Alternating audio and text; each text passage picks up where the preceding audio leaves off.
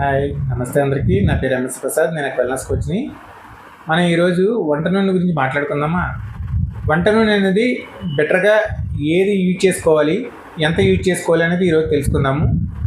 Refined oils, cold pressed oils ఈ రోజులను బట్టి మన ఉరుకుల పరుగుల జీవితంలో మనం ఎక్కువగా రిఫైన్డ్ ఆయిల్స్ మీద ఆధారపడుతూ ఉన్నాము. రిఫైన్డ్ ఆయిల్స్ అనేది మనకి చౌకగా దొరుకుతూ ఉంటాయి, ప్లస్ క్యారబుల్ కాబట్టి మనం ఎక్కువగా దాని మీద దృష్టి పెట్టేస్తూ ఉన్నాము. కానీ ఈ రిఫైన్డ్ ఆయిల్ అనేది హై స్మోక్ పాయింట్ వద్ద తయారు చేస్తారు, ప్లస్ ప్రిజర్వేటివ్స్ కలుపుతూ ఉంటారు, కెమికల్స్ ప్రాసెస్ చేస్తూ ఉంటారు, ప్లస్ కలర్లెస్ కోసం దానికి బ్లీచింగ్ కలుపుతూ ఉంటారు, ఎక్కువ కాలం నిల్వ ఉండడం కోసం, నొరగ రాకుండా ఉండడం కోసం ఇలా రకరకాల కెమికల్స్ అనేది దాంట్లో యాడ్ చేస్తూ ఉంటున్నారు. కాబట్టి అది మనకి ఒక రకంగా చెడు చేస్తూ ఉంది. మనం అడ్వర్టైజ్మెంట్ చూసి వెజిటబుల్ ఆయిల్స్లో కొలెస్ట్రాల్ లేదు అని అంటారు, కానీ వెజిటబుల్ ఆయిల్స్ అనేది అన్నిటి కూడా జంతు మాంసం నుంచి వస్తూ ఉంటాయి. కాబట్టి వాటిలో కూడా కంపల్సరీ కొలెస్ట్రాల్ అనేది ఉంటుంది. కొలెస్ట్రాల్ లేని ఆయిల్ అంటే సపరేట్గా ఏది ఉండదు. సో మన saturated fats, unsaturated fats, mono unsaturated fats, omega-3, omega-6 ఇలాంటి ఇన్నర్ థింగ్కి వెళ్లకుండా అసలు ఆయిల్స్లో ఏది బెస్ట్ ఆయిల్, ఏది బెటర్గా ఉంటుంది అనేది మనం తెలుసుకుందాము. వీటిలో కోల్డ్ ప్రెస్డ్ ఆయిల్స్ అనేది మనకి చాలా వరకు హెల్ప్ చేస్తూ ఉంటాయి. కోల్డ్ ప్రెస్డ్ ఆయిల్ అనేది లో టెంపరేచర్ వద్ద తయారవుతుంది, మన కంటి ఎదురుగుండానే మనం చేసుకోవచ్చు. ఒక 3 కిలోస్ కనుక మనం మామూలు పల్లీలు తీసుకుంటే ఒక 1 లీటర్ వరకు మనకి పల్లీ ఆయిల్ వస్తూ ఉంటుంది. ఇది కొద్దిగా స్మెల్ ఉంటుంది. మనకి కోల్డ్ ప్రెస్డ్ ఆయిల్స్ స్మెల్ ఉంటుంది. స్మెల్ అనేది అలవాటు పడాలి. యాక్చువల్గా బ్లీచింగ్ అది వాడరు కాబట్టి దీంట్లోనూ ఫ్రెష్నెస్గా ఎక్కువగా ఉంటుంది, కాబట్టి తాజాగా ఉంటుంది. సో దీన్ని మనం వాడుకోవచ్చు. ఇది మనకి గుడ్ యాంటీ ఆక్సిడెంట్ కింద పనిచేస్తూ ఉంటుంది. రెస్వెట్రాల్ అనే గుడ్ యాంటీ ఆక్సిడెంట్ దీంట్లో ఉంటుంది. దాంతోపాటు మంచి హెల్దీ ఫ్యాట్స్ అనేది దీంట్లో దొరుకుతూ ఉంటాయి.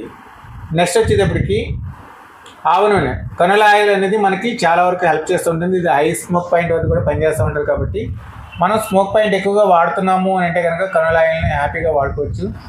ఇది లో కాస్ట్లో కూడా దొరుకుతూ ఉంటుంది. దీంట్లో యాంటీ మైక్రోబియల్ గుణాలు ఉన్నాయి కాబట్టి ఇది మనం హ్యాపీగా వాడుకోవచ్చు.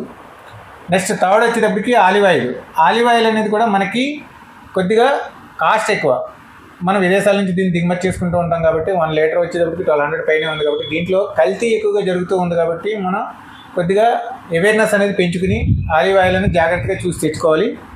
ఈ ఆలివ్ ఆయిల్ ఏంటంటే స్మోక్ పాయింట్ అనేది చాలా తక్కువ, కాబట్టి వీటిని ఎక్కువగా సలాడ్స్లో వాడుకుంటే బెటర్గా ఉంటుంది. లో స్మోక్ వంటలు చేసుకున్నప్పుడు కూడా మనం వాడుకోవచ్చు. నెక్స్ట్ వచ్చేటప్పటికి కోకోనట్ ఆయిల్ అనేది కేరళలో విరివిగా వాడుతూ ఉంటారు. వాళ్ళ లైఫ్ స్పాన్ ఎలా ఉంది అనేది మనకు అందరికీ తెలుసు. సో ఇది శాచురేటెడ్ ఫ్యాట్స్ అనే ఒక అపోహ ఉంది, కానీ యాక్చువల్గా ఇది మన బాడీలో మెటబాలిజంలో కలిసిపోయేంత బెటర్ వేలో దీని నిర్మాణం ఉంటుంది. సో అందువలన ఏంటంటే మన మెటబాలిజం బెటర్గా పనిచేస్తూ ఉంటుంది. దీంట్లో లోరిక్ యాసిడ్ అనేది ఉంటుంది. అది చాలా మనకి హెల్త్కి హెల్ప్ చేస్తూ ఉంటుంది. ప్రతి హెల్త్ రూపంలో మనకి చాలా వరకు కోకోనట్ ఆయిల్ అనేది బెటర్గా హెల్ప్ చేస్తూ ఉంటుంది. కోకోనట్ ఆయిల్ తర్వాత మనకు ఆవ నెయ్యి కూడా చాలా వరకు స్మోక్ పాయింట్, అంటే దీన్ని రీయూజబుల్ చేయొచ్చు అనమాట. ఆవ నెయ్యి వరకు మనం 2వ, 3వ కూడా యూజ్ చేయడానికి అవకాశం ఉంది. ఇది మన స్మాల్ ఇంటెస్టైన్స్ని తొందరగా క్లీన్ చేయడానికి హెల్ప్ చేస్తూ ఉంటుంది. ప్లస్ మన మోకాల నొప్పుల్ని తగ్గిస్తూ ఉంటుంది. హెల్త్ పరంగా ఆయుర్వేదిక్లో కానీ నేచురోపతిలో కానీ ఎక్కువగా వాడుతూ ఉంటారు. కాబట్టి మనం హ్యాపీగా దీన్ని వాడుకోవచ్చు. దాంతోపాటుగా నువ్వుల నూనె అనేది మనకి కొద్దిగా స్మెల్ పరంగా కొద్దిగా ఇబ్బందిగా ఉంటుంది, కానీ నువ్వుల నూనె అనేది హెల్త్కి చాలా మంచిది.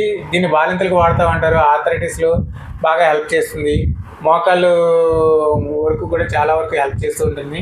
నువ్వుల నూనె అనేది చాలా వరకు దాన్ని కూడా మనం బెటర్గా యూజ్ చేసుకోవడానికి హెల్ప్ అవుతుంది.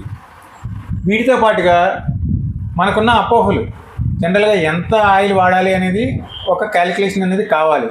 ఒక పర్సన్ వచ్చేటప్పటికి ఒక నెలవారీ 600 ml మీ ఆయిల్ మించి వాడకూడదు. సపోజ్ 4 పర్సన్స్ ఉన్నారు అని అంటే కనుక 2 to 2.5 లీటర్స్ మించి ఆయిల్ వాడకుండా కనుక మనం రెస్ట్రిక్ట్ చేసుకోగలిగితే అది మనకి చాలా వరకు హెల్ప్ చేస్తుంది.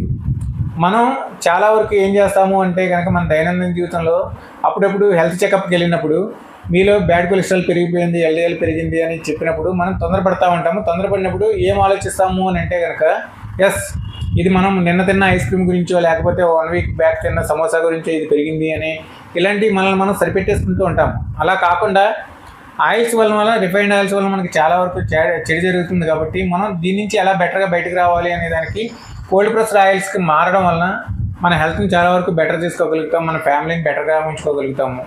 సో ఇలాంటి మంచి మంచి విషయాలు మనం ఇంకా ఎక్కువగా మాట్లాడుకోవడానికి మీరందరూ నా ఛానల్ని సబ్స్క్రైబ్ చేయండి, లైక్ చేయండి, షేర్ చేయండి. Thank you.